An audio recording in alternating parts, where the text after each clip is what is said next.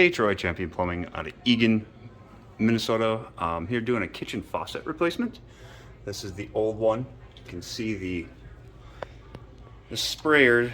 This is getting all chewed up and it's just had enough use out of that thing. So we're gonna be replacing it with this Moen. Pretty decent, really nice looking faucet. I see a lot of people going to the darker bronze look. It'll match the sink real nice. So when you're replacing the faucet, they're not that difficult to do. You got two supply lines, hot's on the left, cold's on the right, and then you have your faucet connections and the bracket to hold it. So this one, an older one, didn't have the supply lines attached to it, so there's some connections to be made there, but literally this is all the tools I use to change a faucet: a small crescent and a big tranny to get some big nuts off if I have to. A lot of times they come with, all the newer ones basically come with a tool like this to install the new one. So pretty simple stuff. Here's the supply lines, like I said, that are attached to it already. So I will tear the old one out. That's basically, I just cut everything off, disconnect the big nut up top, and then it'll fall off. And once I get the new one in, I'll show you the new connections. These are these are multi-turn shutoffs. They're very common underneath the kitchen sink, behind a toilet, underneath the lav sink. You just turn to the right till it stops. That should stop the water. I highly recommend opening up the faucet to make sure that the water stopped. In this case, the hot was not stopping, so I had to go downstairs and shut the main water off as well. So I'll show you what it looks like once we're done. Okay, so remember when I said just easily take that nut out? I'm glad that I came to this one because it wasn't so easy. So I tried everything I could to get that nut off. There's nowhere really to grab on. It was spinning the whole thing. The whole top of the faucet was spinning. So I put these channies on it, or the vice grip on it, came up to the top side, tried turning, the faucet snapped in half. So then, get stuff out of the way. I, with the vice grip down there, put the channies on it up here and was able to actually get it to break loose. So sometimes laying underneath isn't the only way to get them off. If you do run into problems, you can cut these off up top or break them, as I did. I just put a little pressure on it and it snapped. Pretty clean. Those little copper, you just bend them back and forth, they break right off.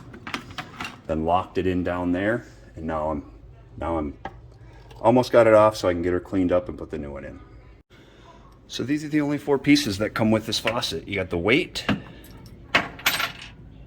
and you have the nut and the washer that tightens it, and then you have the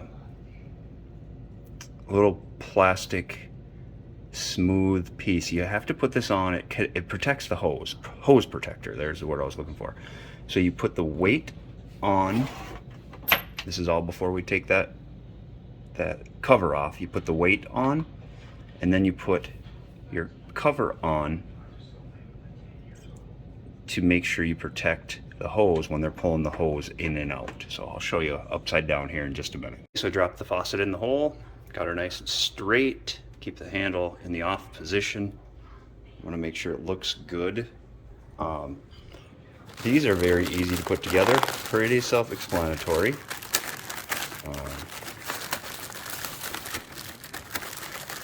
Two sides, it has a cap on the side that gets clipped in underneath the faucet, and then it's got a threaded side. The threaded side goes on to the sprayer.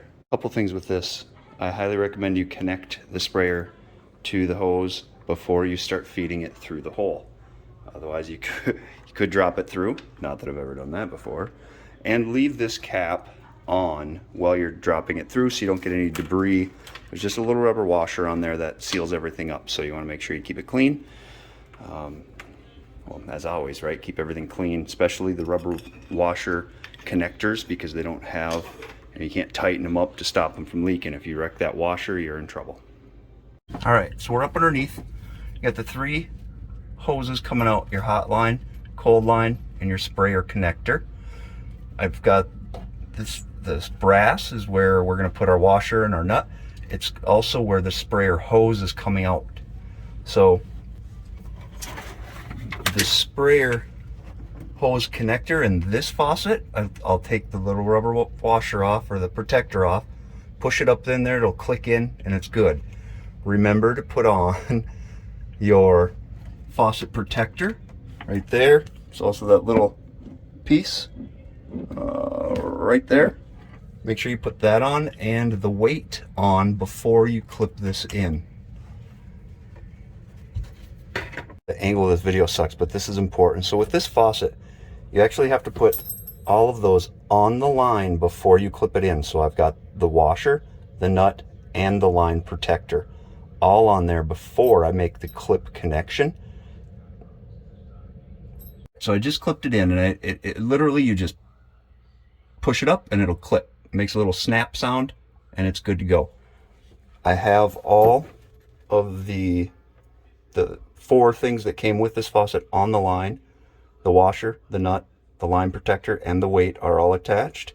So I'm just gonna bring it all up, tighten it up on here, make sure it's facing the right way and looks good, and then we'll hook up the supply lines.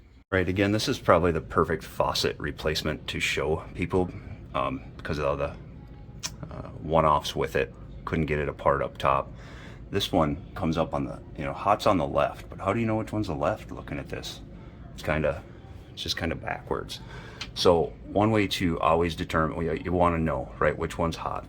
The new faucet, most new faucets have a little sticker on them that'll say hot side. But if you run the water before you take the faucet out or turn anything off, then you'll know which side's hot, which side's cold. Gotta do some adjustments there. Because the line will be hot and cold, and then you can mark them down here. This one has a filter attached to it, so the cold is going into a filter and then up to the faucet. Good thing to do. If you've seen any of the videos, I'm a huge advocate for filtering water, right, if you're drinking it. So just a little trick: run the water so you can feel cold and hot, so you don't get them backwards.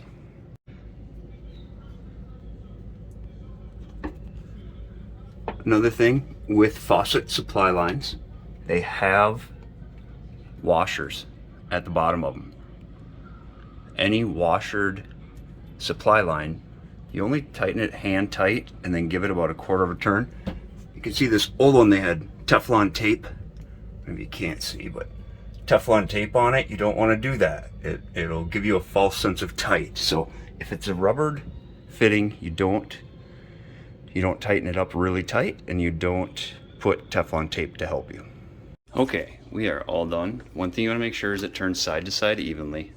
The off is down in the center.